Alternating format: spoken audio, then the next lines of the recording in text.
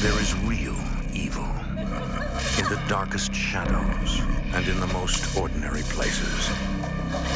These are the true stories of the innocent and the unimaginable. Al and Kelly are building a life together, but they find themselves in the shadows of a grim past. Death lurks around every corner. When Al uncovers a long-forgotten tragedy, the killer returns from the grave to tear the family apart.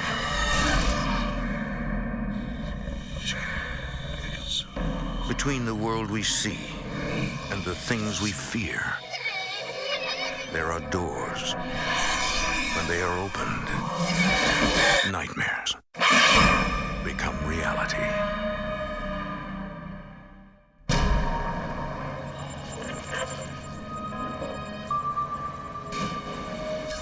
In the Canadian city of Montreal in the fall of 1996,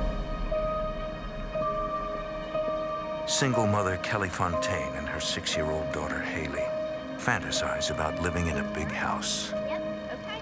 1, 2, 3. We would walk along and, pick a street, and she'd pick her favorite house and I'd pick my favorite house. That was kind of a game we always played. Out of concern for her family, Kelly agreed to be interviewed only on the condition of anonymity. We both seemed to like this house, where every other street I would like one and she'd like a different one. I guess that's why this game came about, because we always dreamed of living in a nice house. Someday we are going to have a house just like this.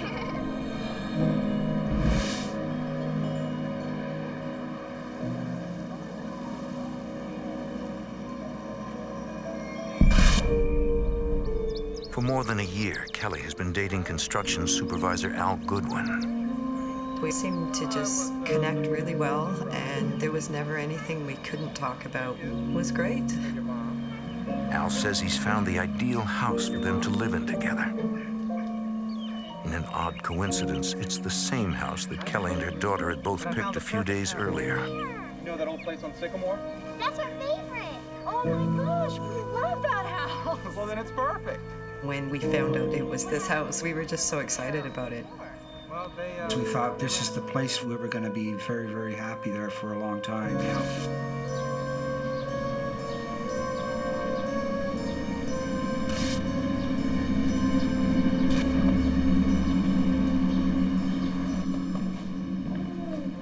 Wow, I love the yellow. It's great. sure did. Before moving in, Al and Kelly have the rooms repainted. You know what? If we have a baby. When we have a baby. They begin planning how to decorate the nursery.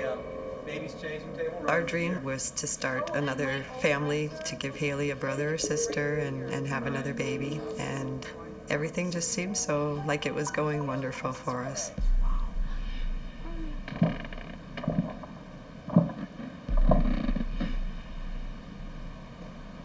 Did you hear that? Yeah. Let's check it out.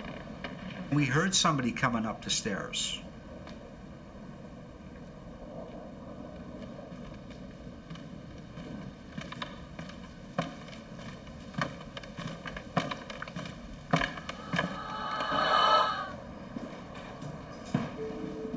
And there was nobody there. Maybe it was nothing. We looked all around and didn't see anyone or anything, and we just kind of said, well, it's an old house. Maybe there's going to be noises we have to get used to. I guess I did. I'll check over here.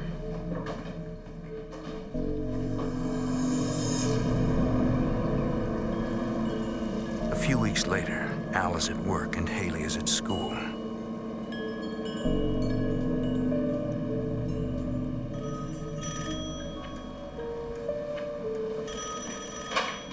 Hello?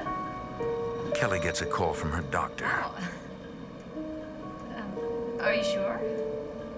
She's pregnant. Oh. That's great news. Yeah, okay.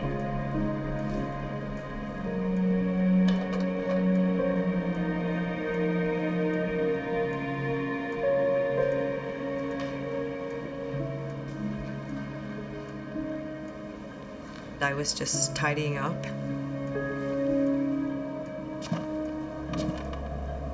I heard footsteps in the same room as me.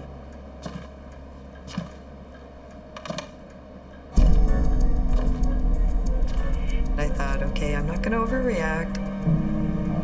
I just kind of pretended it didn't happen and carried on with what I was doing.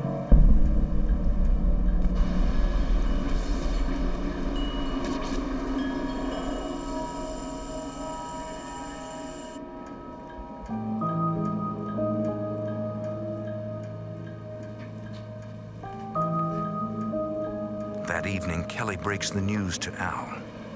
I'm pregnant.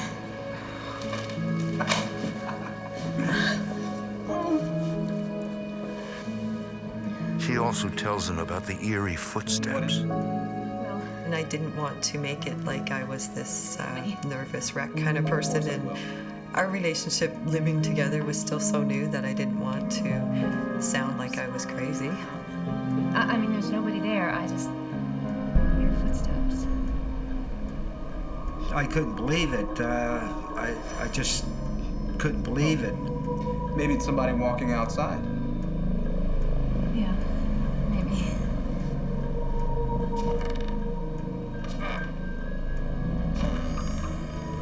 Then I thought, yeah, there's something going on here.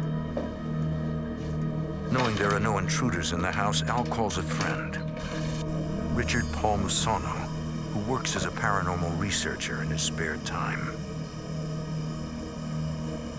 Al believes Richard is the ideal person to resolve the mystery of the phantom footsteps.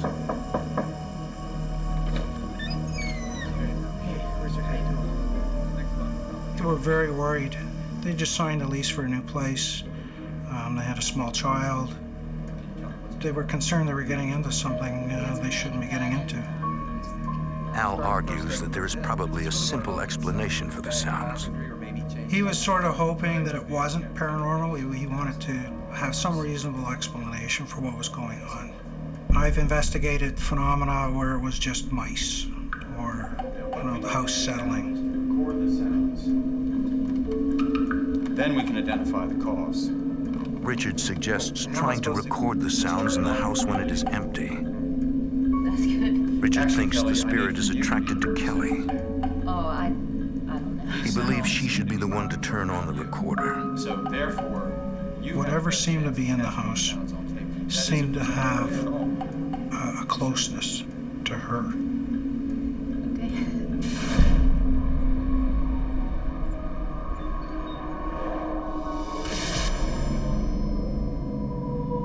The next day, Kelly prepares to leave to pick up her daughter Haley from school.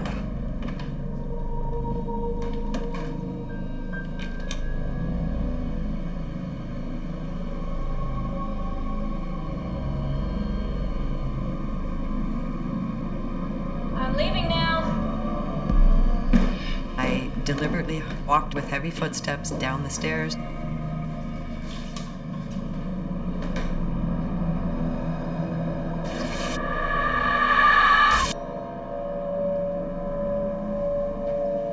And I slammed the door so that anything that happened past that point of the door slamming, they would know wasn't me.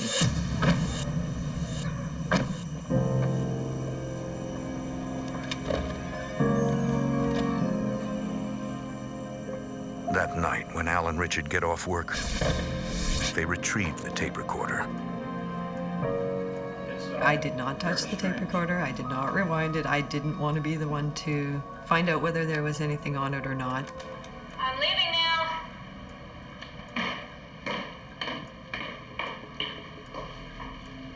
What they hear on the tape takes them all by surprise. You could hear a tinkling that sounded like a charm bracelet.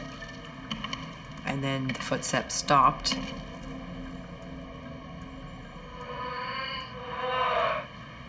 It was almost not even a human sound. It was awful. It was just awful. I looked at Al, and I didn't need to tell him he had something in that house. He already knew from the tape there was something unseen roaming that house.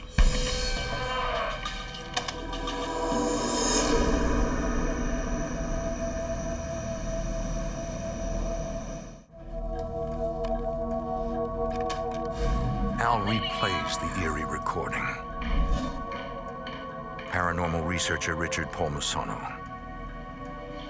You hear footsteps coming down the stairs, as if bare feet. And you can hear bracelets jingling. Then there's a sigh, and the sigh is almost like abandonment of a child. It was actually very overwhelming to think that, you have a spirit in your house, and now you have no choice but to believe in something that you never believed in before. Who do you think it is? It definitely sounds female to me. I bet it was a Al tells Richard that he had met the house's previous occupants, a woman and her 15-year-old I daughter. heard she loved the house. He says that the daughter wore a charm bracelet, and he thinks that the voice on the tape sounds like her. Here's what I heard.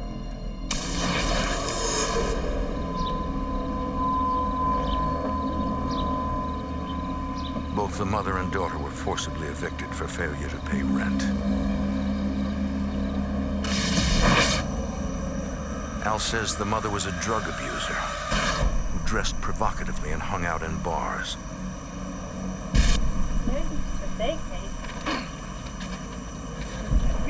Her many lovers and unpaid bills made life difficult for her daughter.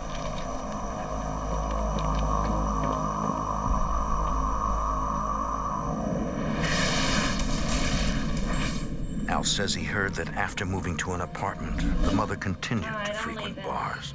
Stay home and out of trouble. I knew the mother, and she wasn't a very good person. Hi, Mom. Don't wait up and stay out of trouble. She was into a lot of drugs.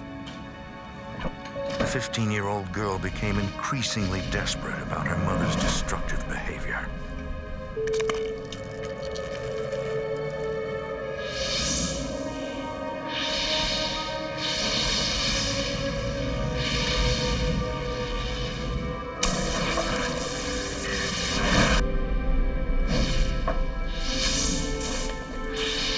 Decided that death was not the right answer and called 911. I need some help.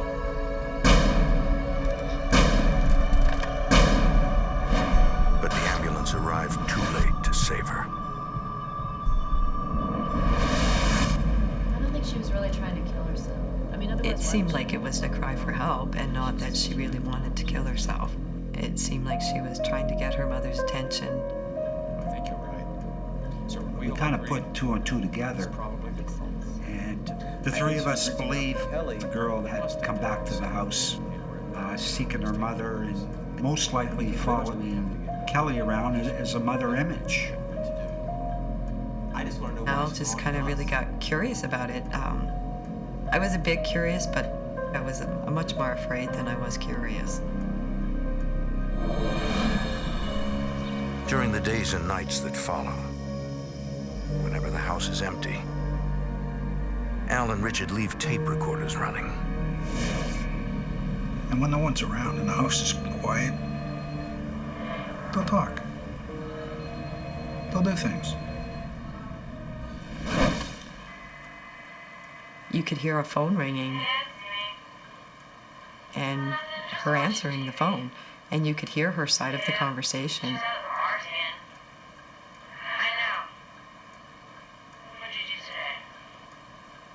It was completely obvious it was this girl.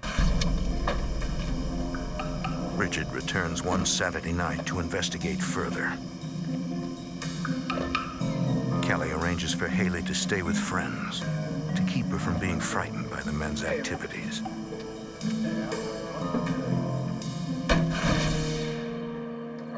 Al and Richard set up their equipment in key locations around the house. We were running video upstairs. We had tape recorders recording upstairs. We had tape recorders downstairs operating. I'm glad you could come over. Oh, for sure. Richard's wife arrives to keep Kelly company. I'm gonna go get the coffee, and if you don't mind, the cards are in the closet. All right. They decide to play cards. Yes. Okay. Thank you.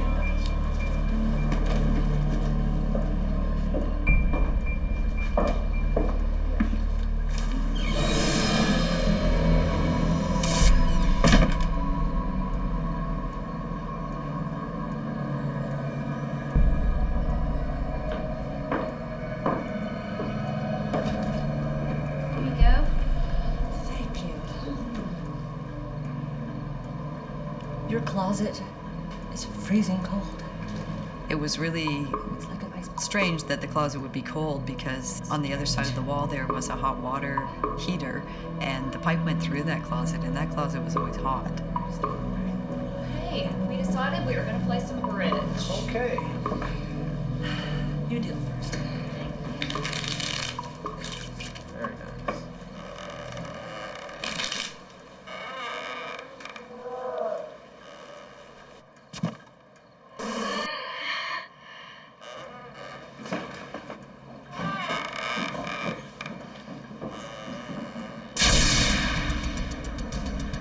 Al and Richard are eager to listen to the tapes.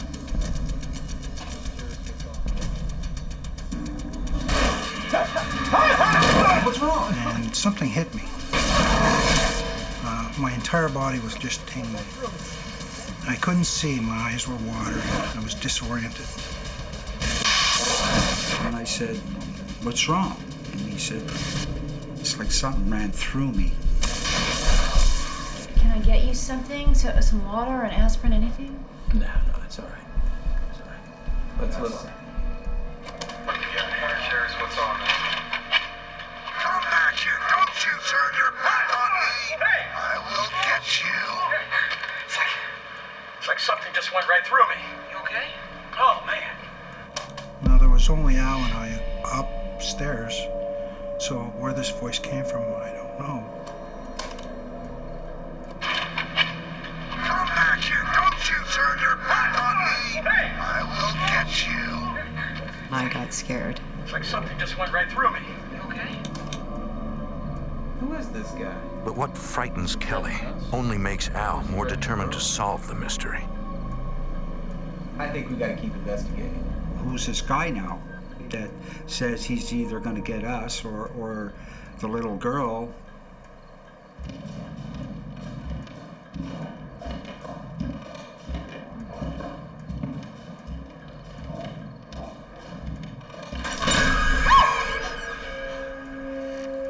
This door has no habit of opening by itself.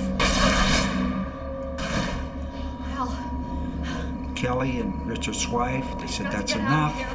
You can stay there. We're not staying here tonight." It was that bad.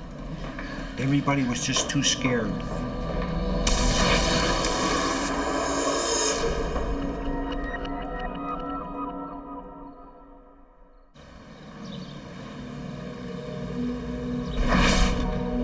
Al, Kelly, Richard, and his wife returned to the haunted house after a frightening experience the night before.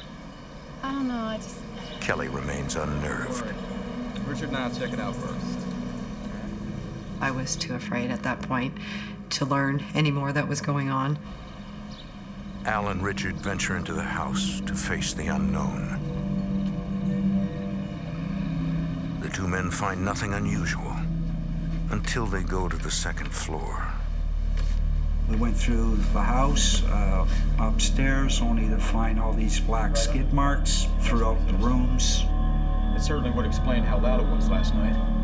The only thing I can It's more than reason just footsteps. is some other entity, some male entity in this house was chasing this girl. And she was trying to get away.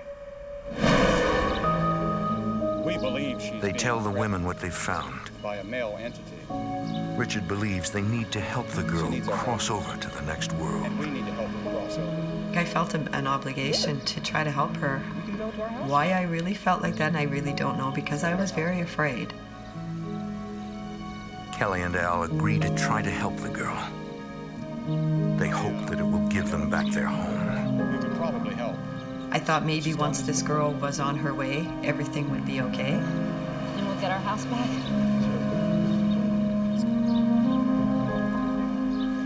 Richard promises to find a medium who can help. Kelly, anxious to preserve her relationship with Al, reluctantly agrees to continue living in the house.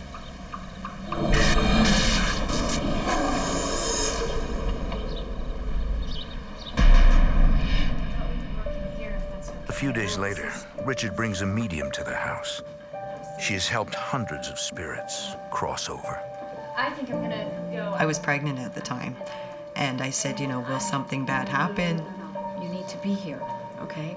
Don't worry, we're going to say a prayer for you and protect you. And she said no, that she thought it was very important for me to be there and be part of this. To stay here, right? We all joined hands and she prayed for our safety. And particularly the She really pregnancy seemed and like she knew what she was doing. Amen.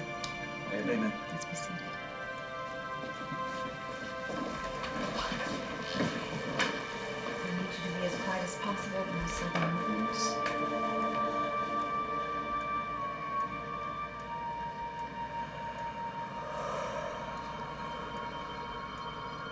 She kind of went into a trance.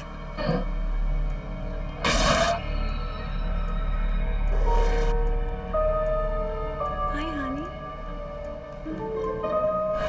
She was having a conversation with this young girl and telling her that she wasn't supposed to be here and stay here, that she needed to go on her way. You need to cross over now. It's all right. Don't be afraid. Don't be afraid. I know it's... You need to cross over now, and you need to follow the light. Now I'm here to help you.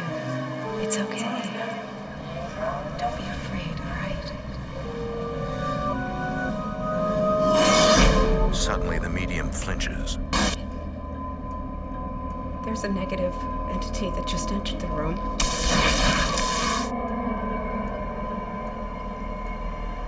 This dark entity showed up, trying to coax the girl to stay. The medium urges them both to cross over. Why would you let her go? She started arguing with the male spirit, telling him to leave the girl alone. I command you in the name of God to let her go!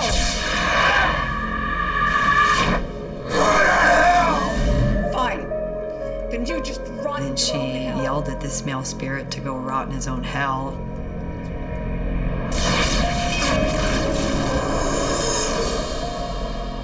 She's gone. She did assure us that the girl had gone on her way, but she said the male spirit, he is not going anywhere, I don't think you're going to get him to leave. and he's not the only one here. And I was just, I felt kind of crushed at that point. Kelly wanted out. Al wanted to know more. This is John, the clairvoyant I told you. A few weeks later, Richard invites a clairvoyant to see if he can help. Let me give you a little bit of background. I've had this ability to sense spirits since The I was a clairvoyant, child. John, But I've also become has been very able to good sense the at presence of spirits since childhood. buildings such as this. This will help. He has communicated with the Definitely dead in have more than 1,000 struggle, readings. a hierarchy of ghosts. Pendulum is an instrument I've used for years. I hold it like this. Some people refer to it as a dowsing tool. Here's a question. There's a sense or feeling through your hand, almost like a current of electricity. It's from the spirit world. It's an ancient method that goes to... Pendulums have been employed for millennia to detect I hold it like imperceptible this. vibrations and often to communicate with spirits. John explains that he asks questions and that the spirits move the pendulum clockwise for yes and counterclockwise for no. It answers. I've had it moving so yes. strongly that I've had to actually hold on. It would have flown out of my hand. I'm ready when you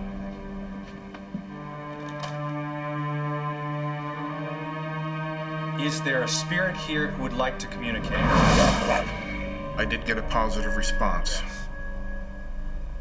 Are you a male spirit? The pendulum indicated a very strong yes. Yes. Can you tell me about it? And then all of a sudden, boom, fear He's come into this room. would come right through me. Whoever was speaking to us is now terrified.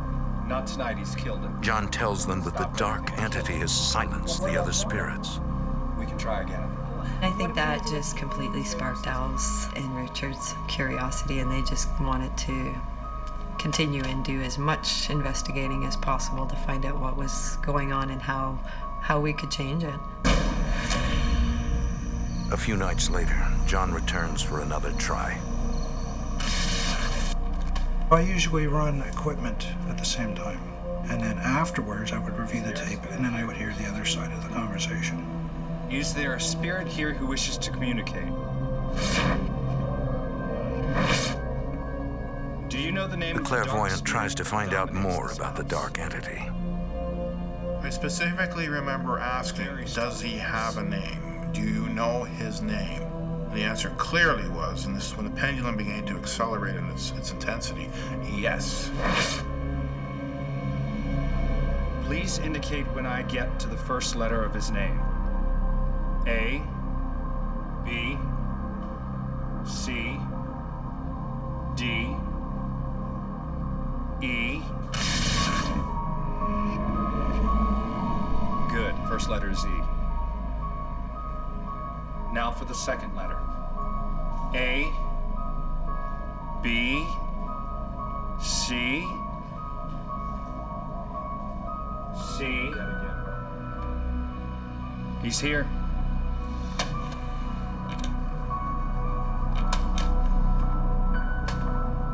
A, B, C. He's coming! It's Edward!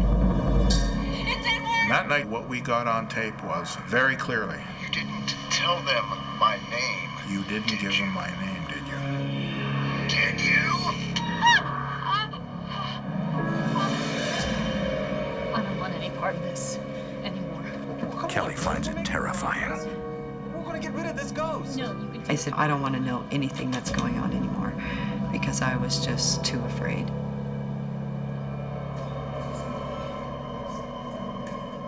Richard begins researching the history of Al and Kelly's home. He discovers that in the 1930s and 40s, it was home to the hired help for a nearby mansion. He also discovers that the mansion was managed by a man named Edward, the same name heard on the tape.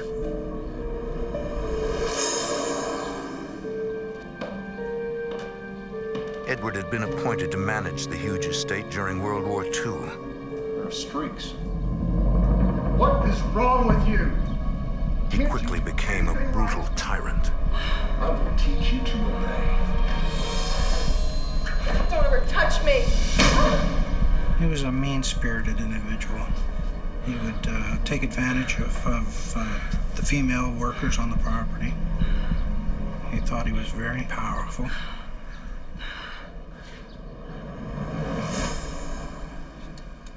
So Richard was doing some research, and he found out there really wasn't Edward. Al tries to tell Kelly about their research. Stop it! I don't want to hear it.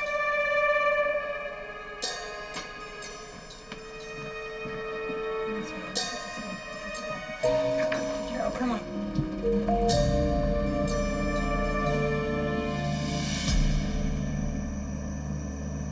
A few hours later, Kelly finds herself alone in the house.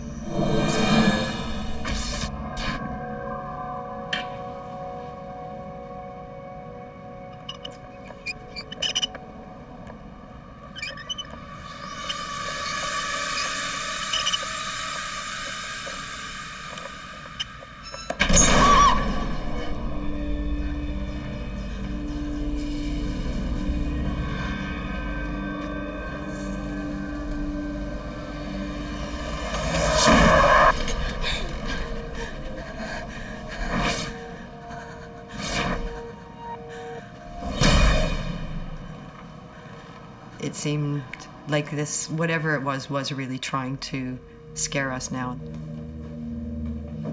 He was here again today. I was coming out of the bathroom. That night, Kelly tells Al what's happened to her. It was really pretty scary. The news frustrates him. His desire to put an end to the haunting has begun to drive a wedge between the two of them. Why don't we just cancel our lease and move out? Al seemed like he was possessed at times. And give up our dream home? I didn't understand what was driving him to want to stay there and get to the bottom of it. Because I'm going to get our home back. Our lives Al back. convinces Kelly that Edward is somehow the key to bringing all the terrifying experiences to an end. What about Haley? He promises that while he tries to solve the mystery, he will protect both her and Haley. Finding out what I need to know. He reassured me that they were so close to putting the puzzle together and solving it that he was very confident that it would stop. Okay. I couldn't really describe why I chose to stay when I should have been out of there. Did you hear that?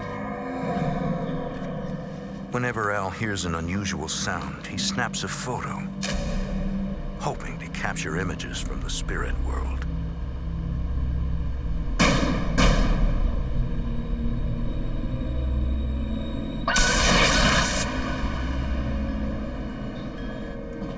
Check it out. Here are the pictures I told you about. Al shows one of the photos to Richard and John.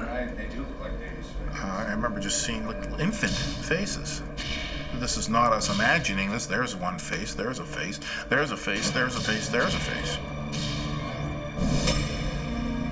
But I didn't understand why I saw so much blood. It's like a spiritual orphanage in here. And I remember, thinking, like, well, what would cause this? Why is this? Well, that's what we gotta figure out. It just pushed us on for more investigations because we wouldn't stop until we found out. You have a choice. Get out or find out what's going on. One night, Haley goes downstairs to get a drink of water.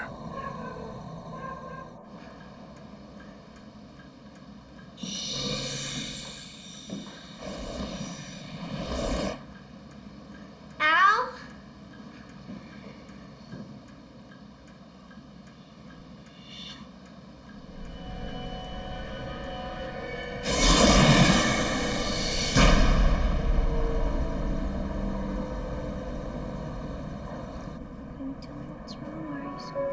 Her terror makes it difficult for her to talk. And I saw someone. I thought it was Al, but it wasn't. I was petrified for my daughter. She was young, she was so innocent. It's okay, sweetie. Maybe it could have been a nightmare. No, I saw him. He was walking towards me. You know, Haley, sometimes something can seem really real, but it's not. I don't know whether she just wrote it off, that it was her imagination, or that maybe she hadn't fully woken up. I don't know.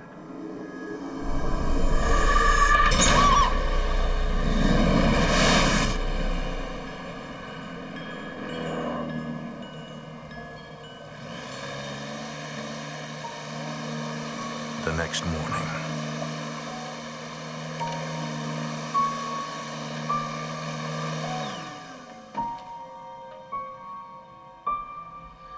I thought, okay, there's lots of cord still here. I didn't pull it out of the wall. This is strange.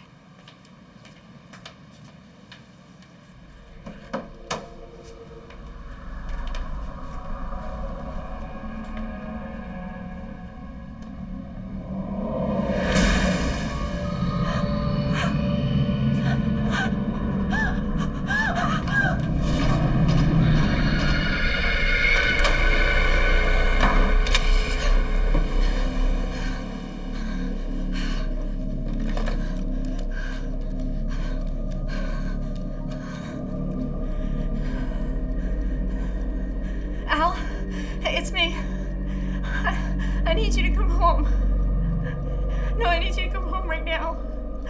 No, I'm serious. I'm not leaving the bedroom until you get here. Please just come home. Okay. I sat on the bed and I was petrified.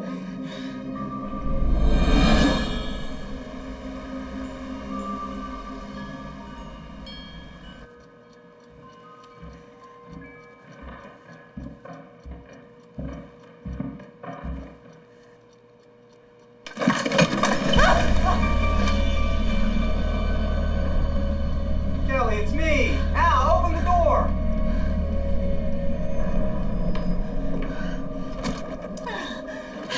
I searched the whole house. There's no one here and nothing's been moved. I don't care. This is all your fault. If you and your friends hadn't stirred everything up, it's just getting worse. That's not true. We're trying to get rid of them. It started putting a really big strain on our relationship because it was like he was more concerned with the unknown than he was for us. Kelly. And I felt very frustrated that he was so into doing this and figuring it all out that he was putting our feelings aside. More weeks. A few more weeks. He, again, convinced me that they were just so close to putting this puzzle together and that things were going to change and things would be okay once they figured it out. It's scary. Al, Richard, and John decide to only do research outside the house out of respect for Kelly. I saw that she was very nervous. She didn't want to disturb her household, but at the same time, her household was under attack, and so was she. John warns Al that evil spirits may be trying to ruin his relationship with Kelly. And I did say this to Al, be careful with the relationship with your wife, because very often they will do things to get you arguing, to get you fighting, to get you to hurt each other. They feed off that negative energy. They also know that, they break your marriage up, you're leaving. The fact that it manifested solid as it did, I felt it was saying, I know you see me. I don't care. I want you to see me. I want you to get a good look at me. Al tells the others that he heard that a man living in the old mansion next door had repeatedly seen the dark, ghostly figure in his basement apartment. The man moved out after a section of the floor in his bedroom mysteriously sank.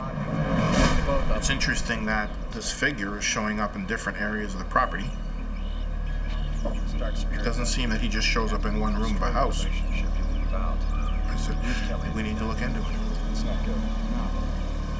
They decide to investigate. Tell us what's been happening?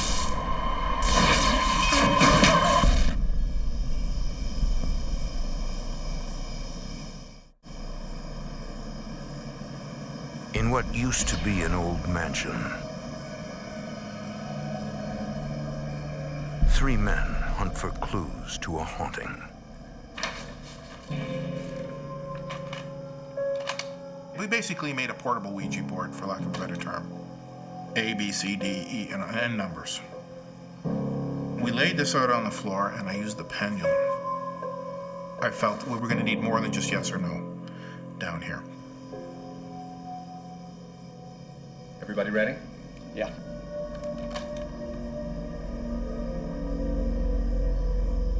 Is there any spirit here who wishes to communicate?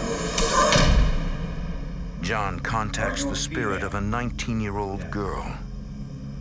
I asked the young girl her name. She very clearly spelled out Angela. How old were you when you died? John discovers that in 1943, the girl died on the property. And I asked her, what is it that caused your death? B. And the word I got was bleed. B-L-E-E-D, bleed.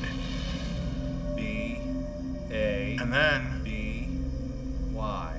very clear, my baby. John learns that she had gone to see a doctor. Female. She identifies him as the butcher.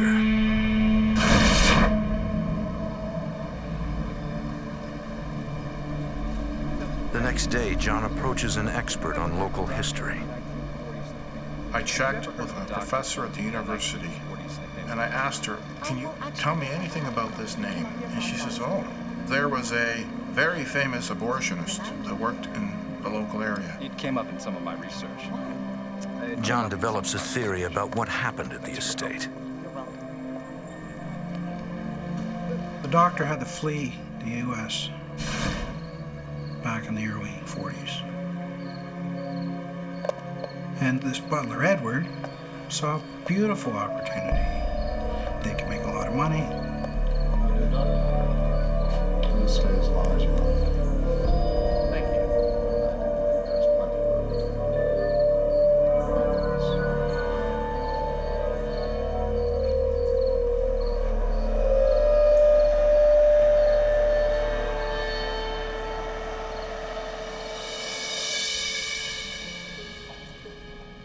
I know you don't want to hear about it. Al tries to tell Kelly about their new theory.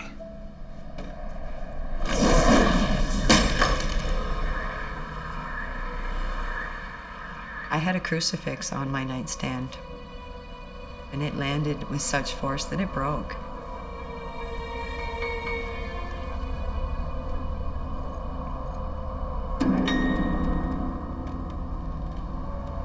I was petrified, and I said, no, this is enough. We have to get out of here. You know, this is insane. I'm too scared to go to bed at night, and when I do, I can't sleep anyway. We need to get out of here. Together, as a family. Come on out and face me! Come on! The shattering of the crucifix frustrates Al. You can't face the man, can you? This isn't gonna help anything, honey. Calm down. I said, you come out, you face me. Where are you? Come on out. Nothing. Oh. Hello. Is this it? Uh-huh. Okay, let's go easy. Okay. Let's go easy. Okay. Let's go. Despite the pressures during her pregnancy, Kelly delivers a healthy baby girl. The couple names her Charity. 2 days later, Kelly returns home with her new daughter, unsure of what awaits them.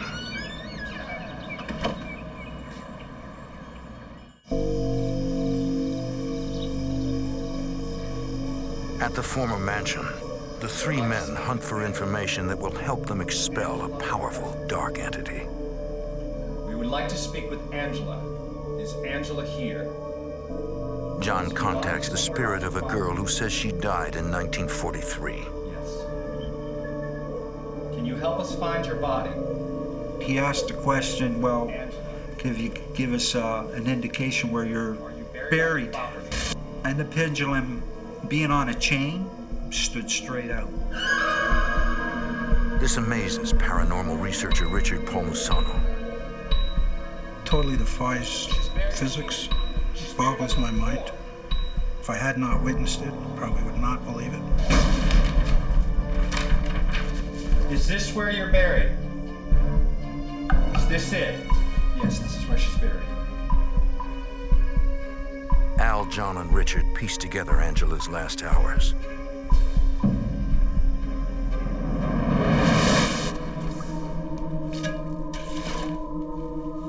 She had gone to the estate for an abortion, but the procedure was botched, nearly killing her. Edward and the doctor carried the dying girl to the basement and dug a shallow grave. He and the doctor dumped her in the hole in the basement.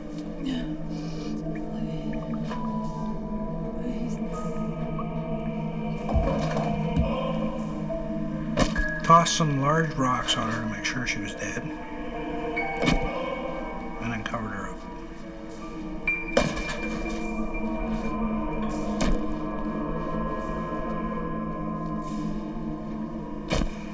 And this 19-year-old is still there. She wants to be released. She wants out of that house. The nightmare is almost over. Al has a background in construction. He tells the owner he will tear out the sunken floor for free. The floor has to be replaced anyway, so the owner agrees. We went about 8 or 9 inches deeper.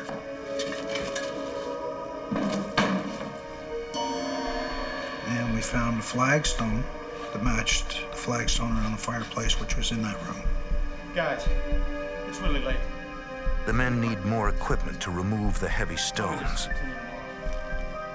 so they decide to continue in the morning.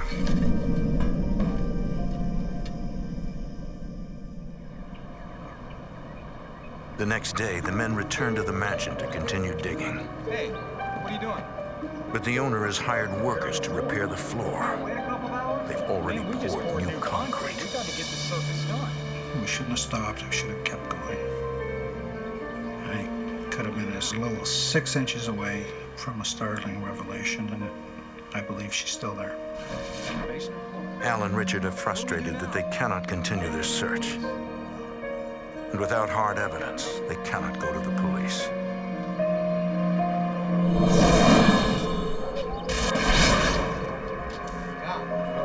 John, what is it? Yeah, does that feel better, honey? Meanwhile, Kelly gets Charity ready for her bath.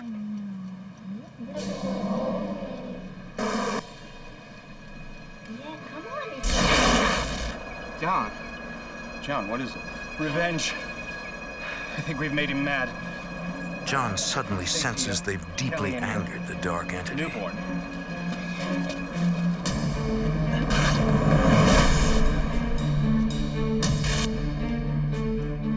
Kelly! We're up here in the nursery, honey.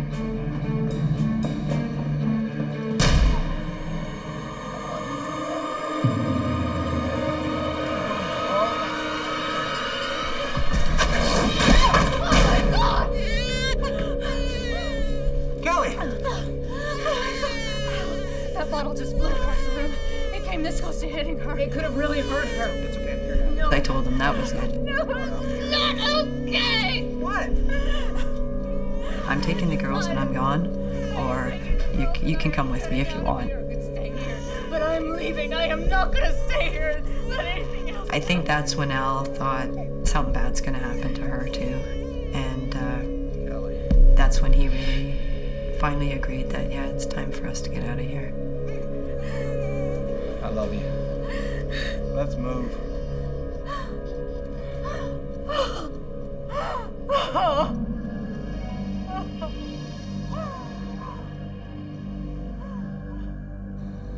The family finally moves out, leaving the dark entity in control. But even today, Al wishes he had rescued Angela's bones and laid to rest the mystery behind the haunting. There's no end for me. I don't think even Kelly knows that. I don't think I could even tell her about that. If I ever found out that I could walk in that house, and I'd probably do it again, just to find out.